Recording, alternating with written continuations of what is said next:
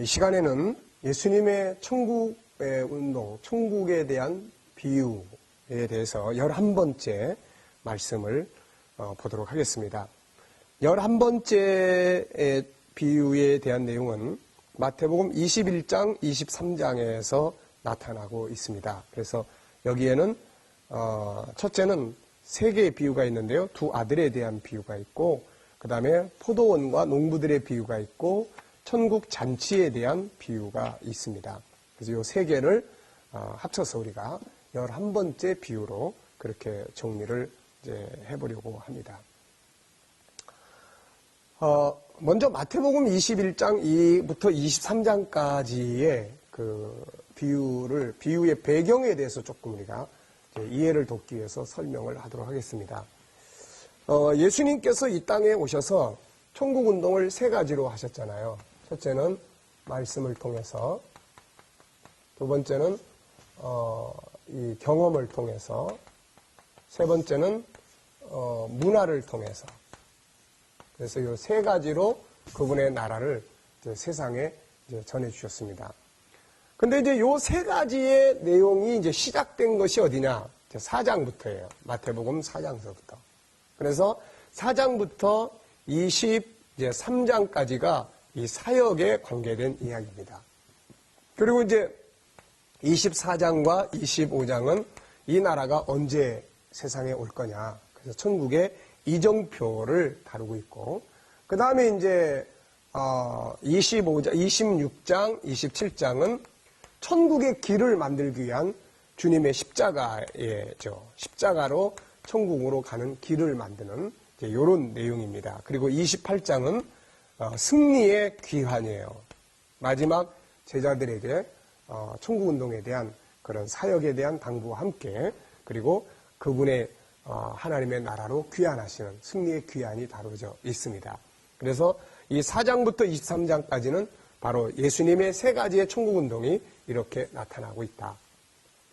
그런데 이미 앞에서 여러분들이 여러 교수님들을 통해서 공부를 하신 것처럼 사실 예수님이 세상에 오셨을 때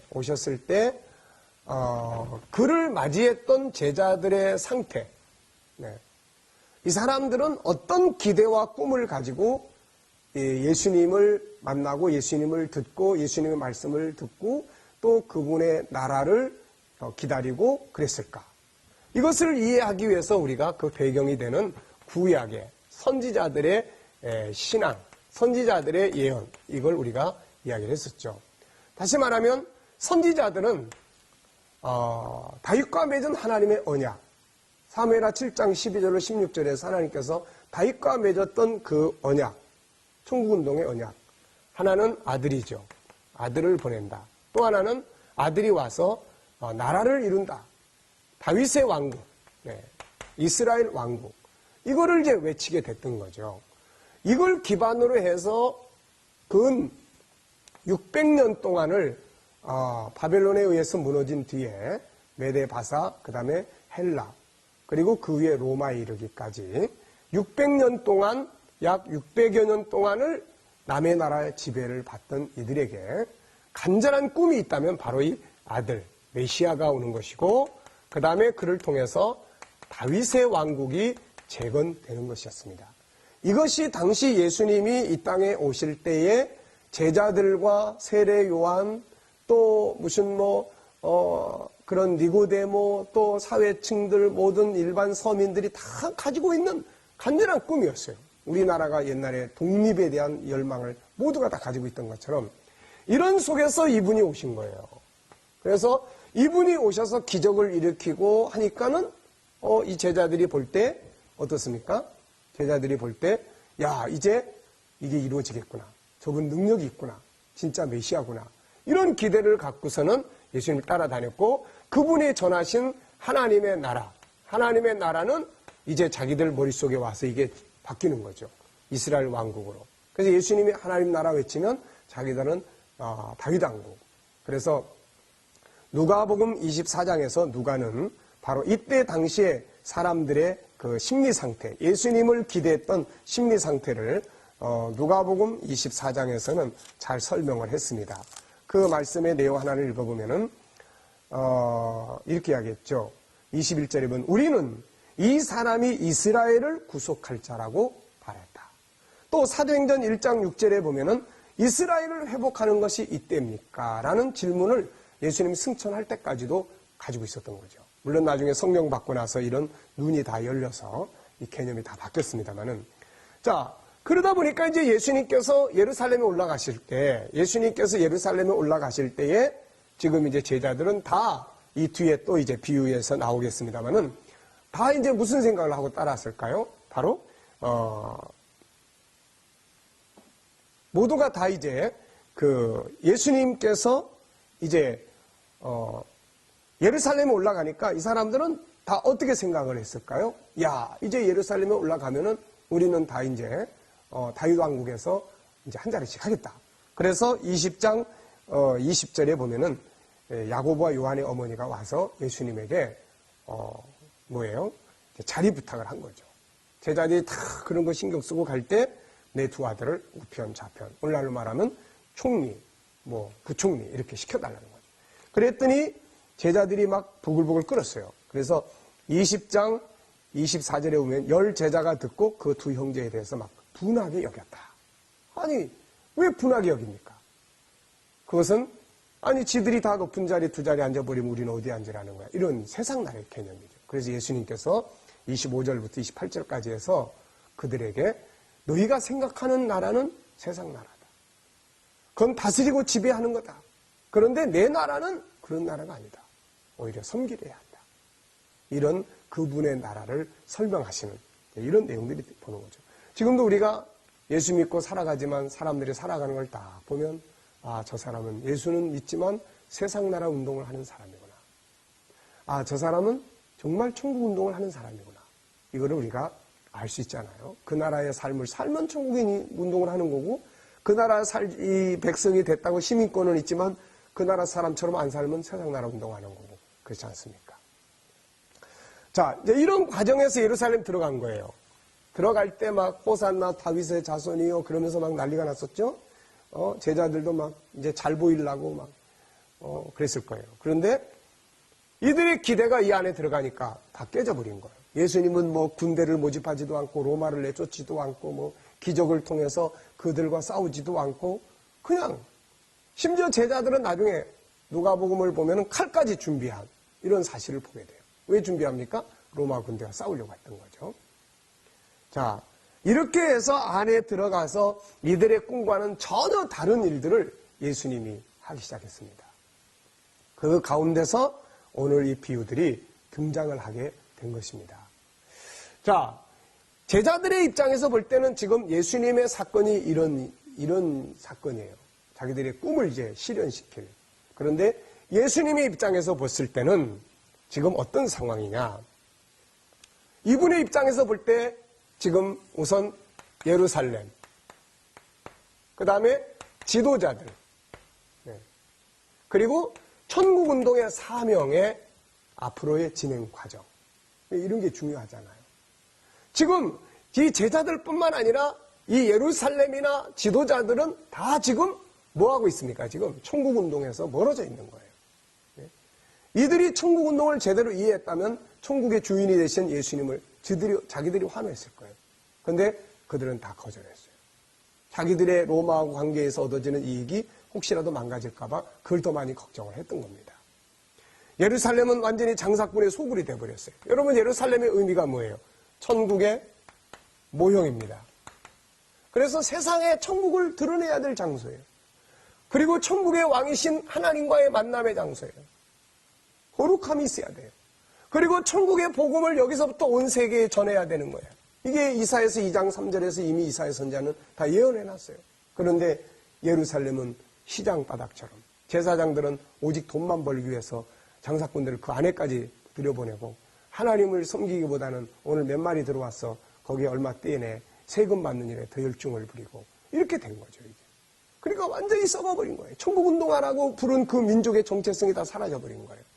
그래서 예수님은 이제 여기서 예루살렘과 지도자들을 책망합니다.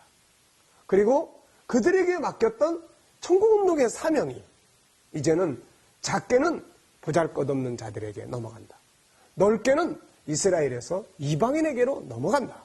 이 천국운동의 사명이 옮겨지는 것을 보여주는, 그게 바로 지금 이 21장, 22장, 23장에서 나타나고 있는 거예요. 제자들은 그냥 애들처럼 막 들떠가지고 이제 누가 더 높은 자리에 앉을 거냐. 그렇지만 진정 천국운동의 주인이 되시는 그분의 입장에서는 너무 착잡한 거죠. 천국운동하라고 세우는 예루살렘 도성, 천국운동하라고 먼저 세움을 받은 지도자들 다 타락하고 다 곁길로 가고 돈밖에 모르고 그냥 방탕하고 이런 소굴이 돼버려요. 이 속에서 주님은 너무나 착잡한 가운데서 하나씩 이제 정리를 한 겁니다.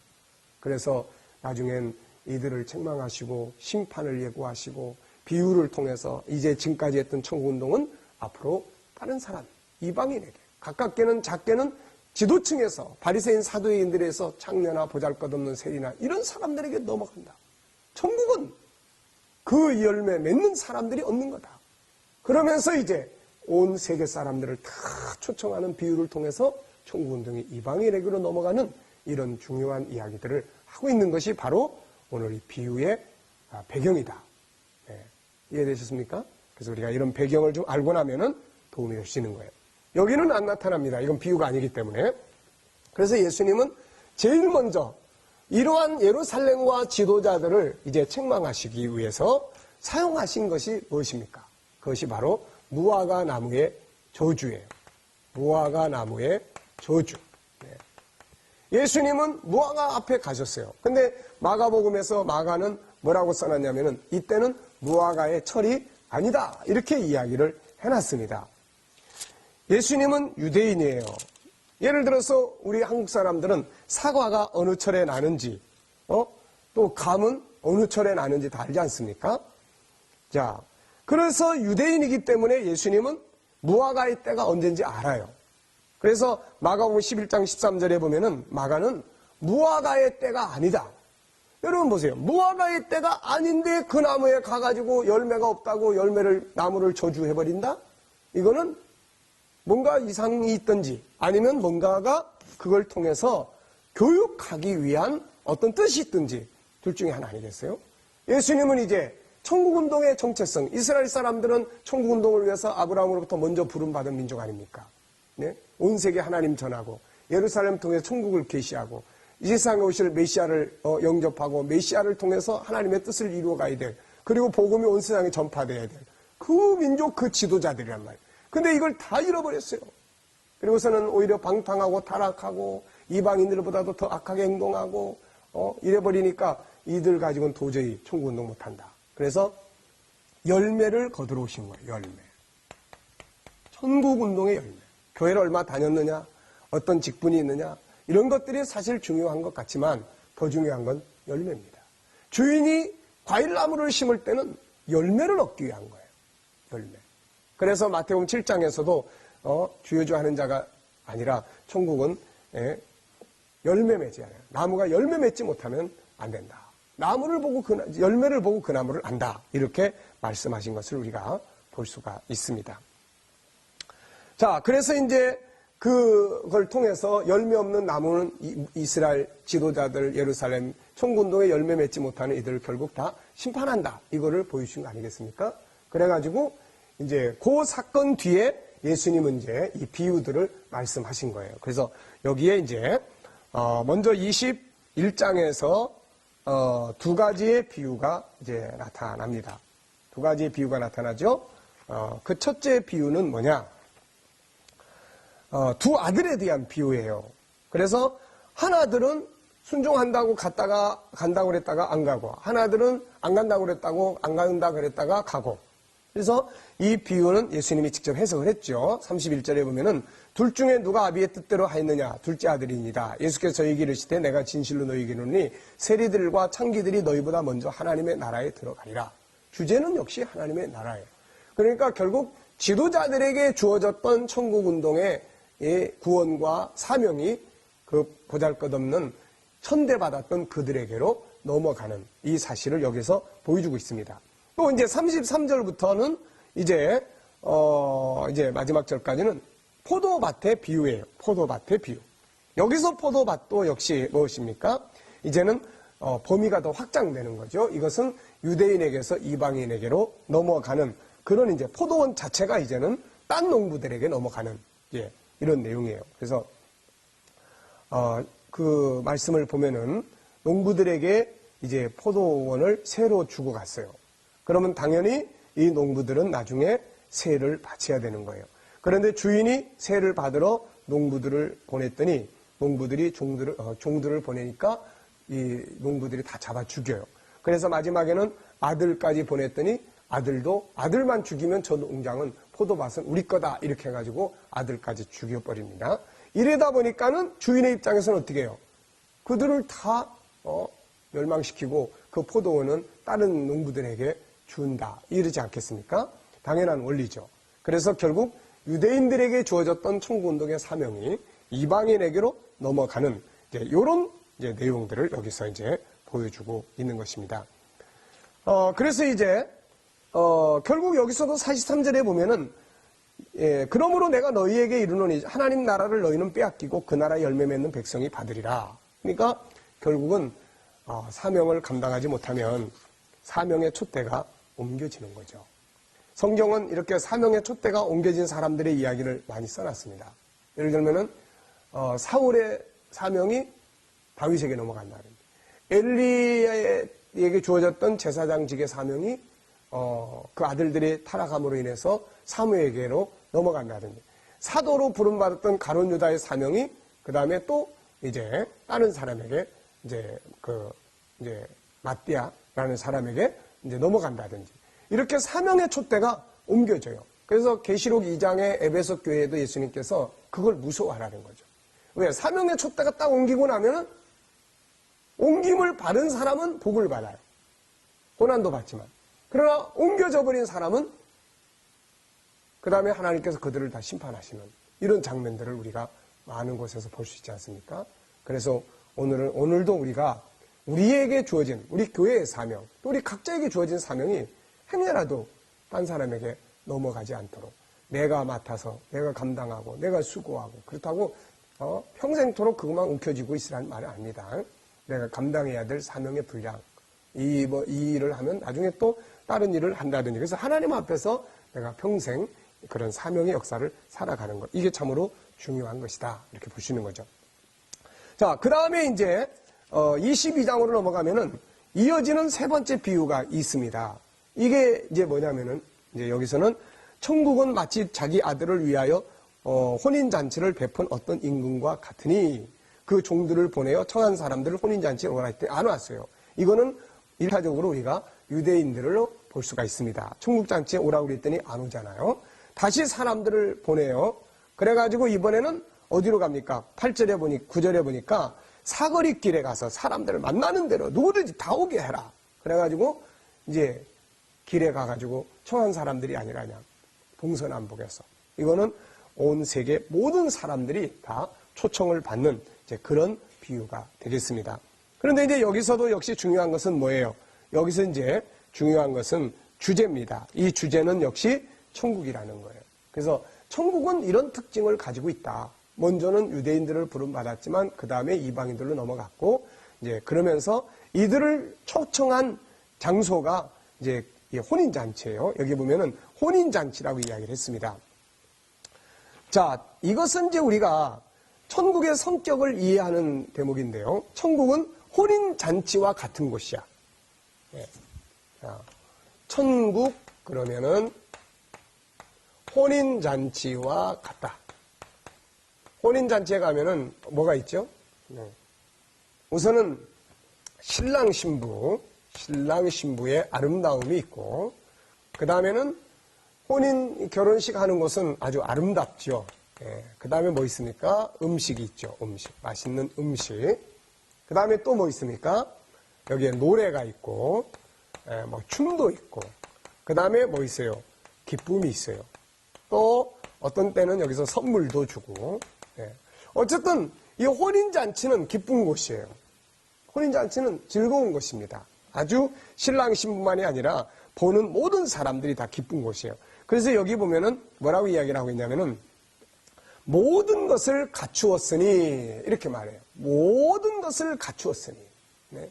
다 갖춰진 거예요. 우리 인간들이 원하는 것 모든 게 다 갖춰진 겁니다.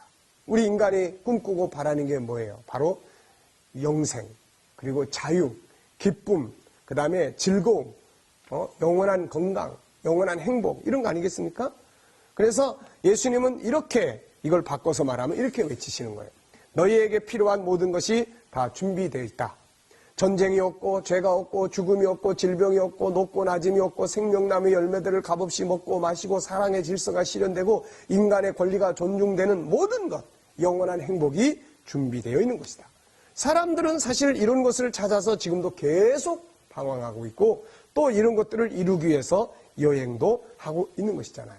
그런데 세계 어느 곳에서도 이런 것이 준비되어 있지는 않습니다. 그런데 그분의 나라, 바로 예수 그리스도의 나라가 이런 것들이 준비된 나라라고 하는 사실을 우리에게 보여주고 있는 것입니다. 그래서 우리는 이런 것들이 다 준비되어 있는, 우리의 꿈이 실현되어 있는 이 나라로 우리를 주인이 지금 초청해서 우리는 먼저 이곳에 들어온 사람들이에요. 그래서 우리는 이 초청장을 이제 많은 곳에 나눠져 가지고 이 거룩한 나라의 잔치에 다 온 세계가 참여할 수 있도록 그들을 초청하는 것이, 그게 바로 교회와 우리들이 해야 될 중요한 사명이 될 수가 있는 것입니다. 다만 이제 우리가 여기서 하나 기억해야 될 것이 있습니다. 11절로 14절에 보면은, 자, 주인이 이제 왕이 들어오셨어요. 우리를 이 거룩한 나라의 모든 것이, 우리의 꿈이 실현되어 있는 너무너무 행복하고 좋은 곳에 초청을 받아서 다 들어왔는데 주인이 딱 이제 만나보러 들어옵니다. 그런데 딱 들어와서는 주인이 예복을 입지 않은 사람들을 보고 왜 여기 와 있느냐? 이들은 자격이 없다. 쫓아내버리는 거예요. 자, 예복. 그래서 우리 전도자들이 해야 될 중요한 것이 있어요. 사람만 데리고 온다. 이게 중요한 게 아니라, 앞에서 그물에 대한 비유 다룰 때 우리가 뭐 했습니까? 바로 양육이라는 거 이야기했잖아요. 여기서는 예복을 입히는 거. 우리 자신도 우리가 진짜 이 교회 안에 머물러 있을 때는 상관이 없어요. 그런데 그분의 나라에 딱 들어갔을 때는 이 예복이 없으면 우리도 쫓겨나는 거예요.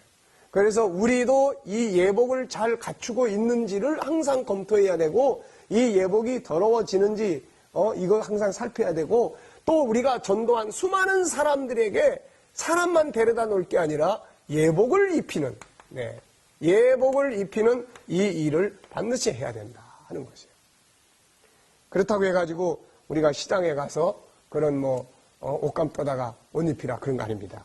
이 예복에 대해서 우리가 이해를 하려면 이사야 61장 10절을 보시면 돼요. 이사야 61장 10절을 보면은 이렇게 말씀하고 있습니다. 내가 여호와를 인하여 크게 기뻐하며 내 영혼이 나의 하나님을 인하여 즐거워하리니 이는 그가 구원의 옷으로 내게 입히시며 의의 겉옷으로 내게 더하심이 신랑이 사모를 쓰며 신부가 자기 보물로 단장한 것 같게 하셨습니다. 여기는 두 가지 옷이 있습니다. 첫째는 구원의 옷이 있어요. 구원의 옷. 이 구원의 옷은 예수 그리스도의 피로 죄 씻음 받은 옷을 말합니다. 구원의 확신을 갖게 해주는 거죠. 죄사함의 복음, 십자가의 복음이 그래 필요한 거예요.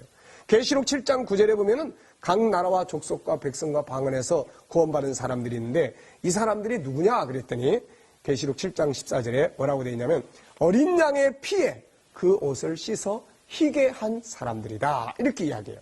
또 계시록 22장 14절에서는 두루마기를, 그 피로 두루마기를 빠는 자들이 복이 있다. 그러니까 교회만 들어와서 그냥 재미있게 놀다 가면 안 돼요. 반드시 십자가의 복음, 예수 그리스도의 십자가의 피로 죄사함 받는 이 믿음을 확실하게 우리는 가져야 됩니다. 이게 바로 속옷이에요. 그 다음에 두 번째는 겉옷이 나타나요. 이건 계시록 19장 7절로 9절에 보면은 성도들이 행하는 옳은 행실이에요. 이거를 세마포다, 겉옷이다, 이렇게 표현하는 거예요. 그래서 또 로마서 13장 12절로 12절에 보면은 주 예수 그리스도로 옷 입고 정욕을 위하여 육신의 일을 도모하지 말라. 그러니까 하나는 예수의 피로 제사함 받은 구원의 옷, 또 하나는 경건하게 살아가는 삶의 옷. 이것이 바로 우리들이 입어야 될 예복입니다.